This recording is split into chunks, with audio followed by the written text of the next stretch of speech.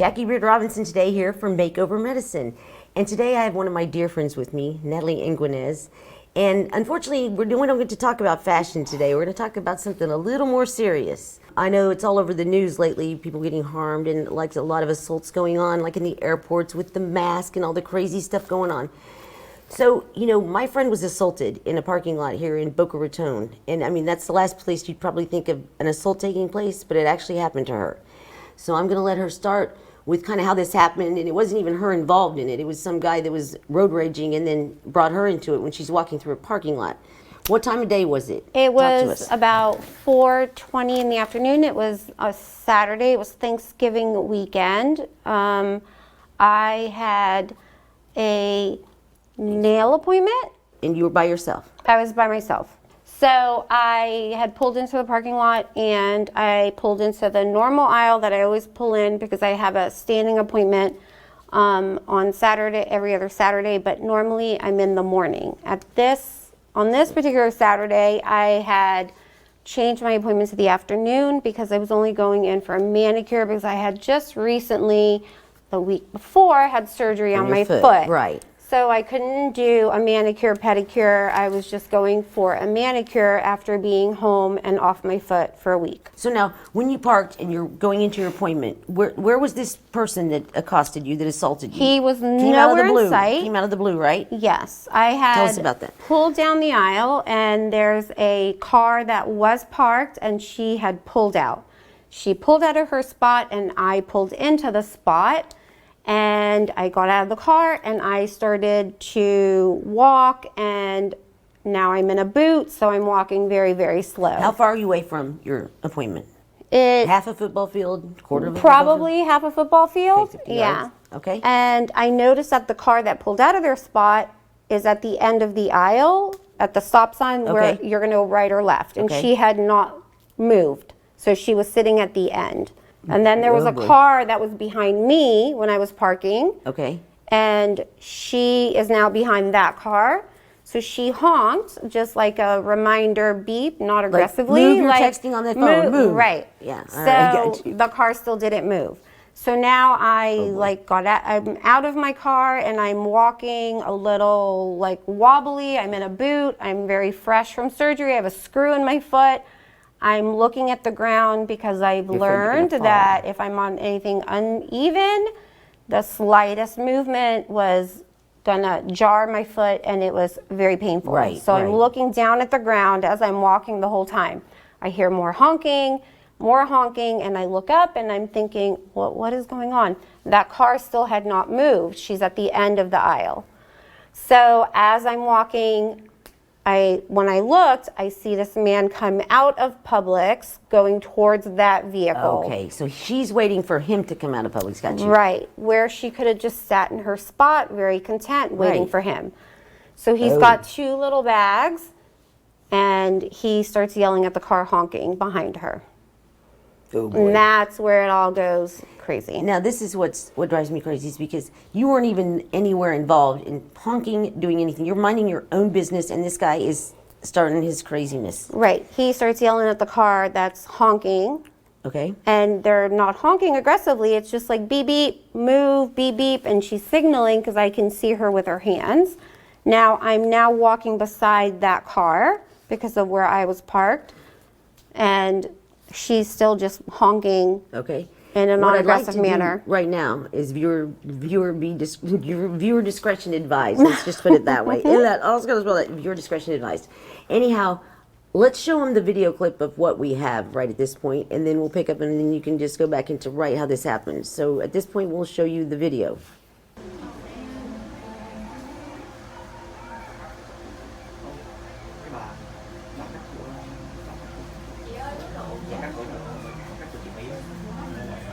He's beating her up.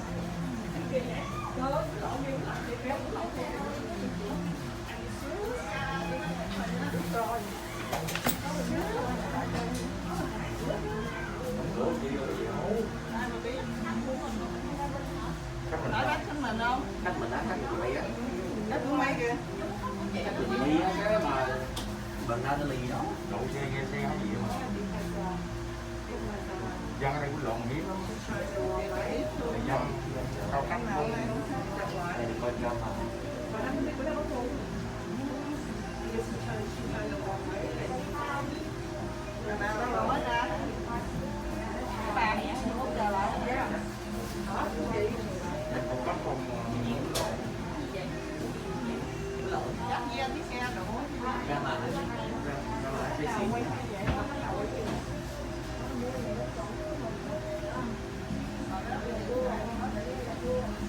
Nó quay nữa đó, hồi nãy mình phát tới rồi chị nhà cũng sợ rồi.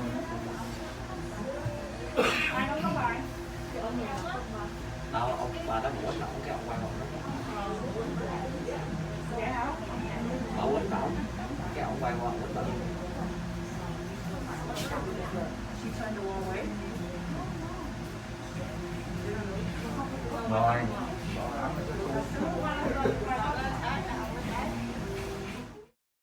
Okay, so let's. Oh, God bless you, Natalie. Oh my God. So take us back to like what you just said. You're walking by the car. We saw what happened. Talk to So us he about walks this. over to that car that's honking. He is screaming profanities at it as he's walking towards that car. The poor lady driving is probably my age. She had probably her mom in the driver's seat. He starts beating on her driver's window and he's yelling at her. And the poor woman is just flabbergasted and she's sitting there like... She's not moving. They're all just sitting there. She's just sitting there. And then he starts hitting her windshield with fist upon fist on fist. Then he proceeds to the front of her car and he's hitting her hood. How old would you say this guy is? Let me see. In his 50s. 50s, okay. Yeah. So he starts hitting her hood, and while this is all going on, he's screaming and yelling, and he's telling her F off and this and shut up and blah. And I'm thinking, as I'm walking next to the car and I'm looking at my foot, I'm thinking, people are flipping crazy.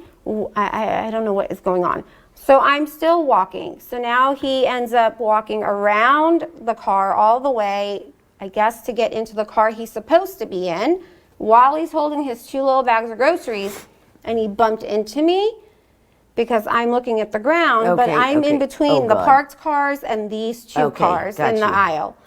So I'm just walking, and I thought, everyone's crazy, but I still keep going. And he shrugs me as he tries to get into the other car, and it startled me because I didn't keep looking at what was going on. Right. So I looked up, and he's like, well, what's your effing problem? Didn't know I had one. Normally, I would have mouthed off, but I'm already in a boot, and I'm already over it, and it's just been whatever. A long day. So I looked at him, and I went, can't we just be nice? I'm thinking in my head, I just watched you wail on this poor lady's car with somebody in the passenger seat. Did that scare you at all at that point that he might do something to you, or were you just like, okay, I'm not worried about it? No. Okay. I just remembered seeing the lady in the passenger seat was like in her 80s, and she just looked terrified while he was hitting the car, and I just thought, can't we just be nice? Because you're just got done hitting this car. And so I wasn't scared at that moment. But then he went to hit my Red Bull out of my hand. So he then grabbed my wrist and twisted my arm and twisted it behind my back. And then he punched me in the side of the head. That's where I go. And then that's when I was like, what just happened? And it just became from there, like, whatever. A disaster. Now, we looked at that video and we saw several things that bothered me. One is that these people were filming it and not really doing anything. They were kind of standing in the, is that correct? They were kind of standing in the back, or was it, I know one fella came up to help you, and then there was one on the other side. What happened is the initial videoing of it didn't start until a little bit halfway into it, I guess. Somebody was in the nail place and saw it escalate. They had started videoing.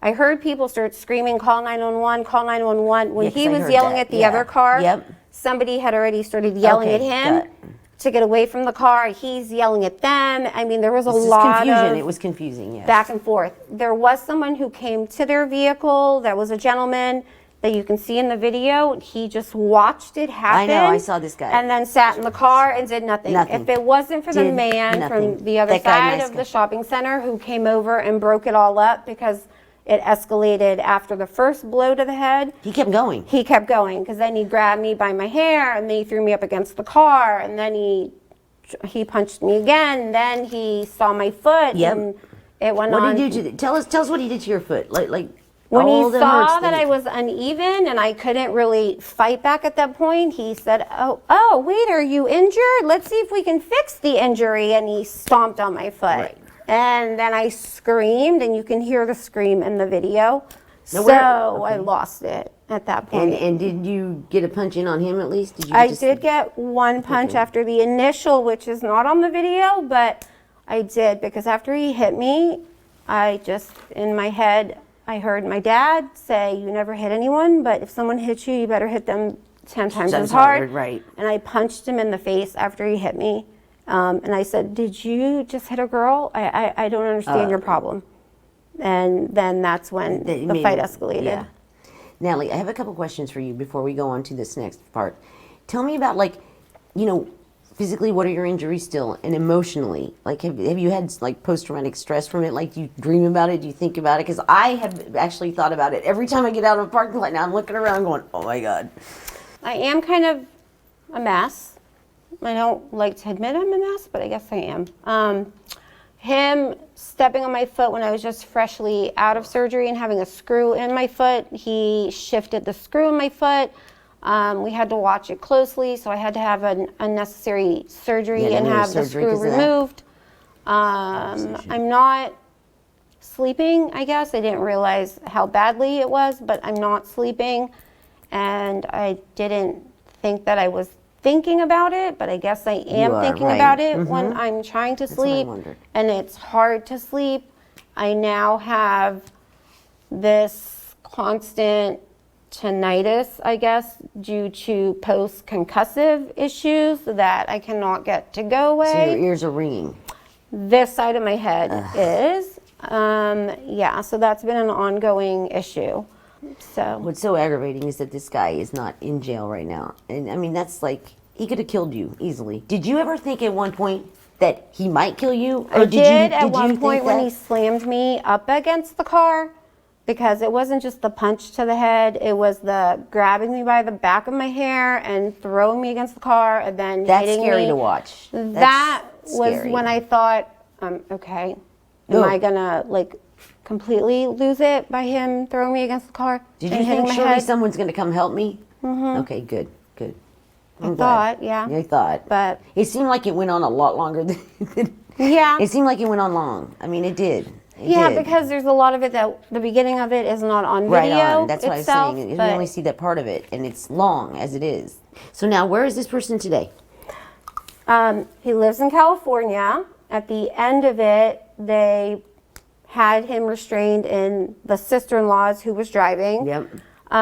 They took statements from everyone, and they came to me last for my statement, and they asked me if I had wanted to press charges, and I said that I did. Good. His sister-in-law came over to me at the end.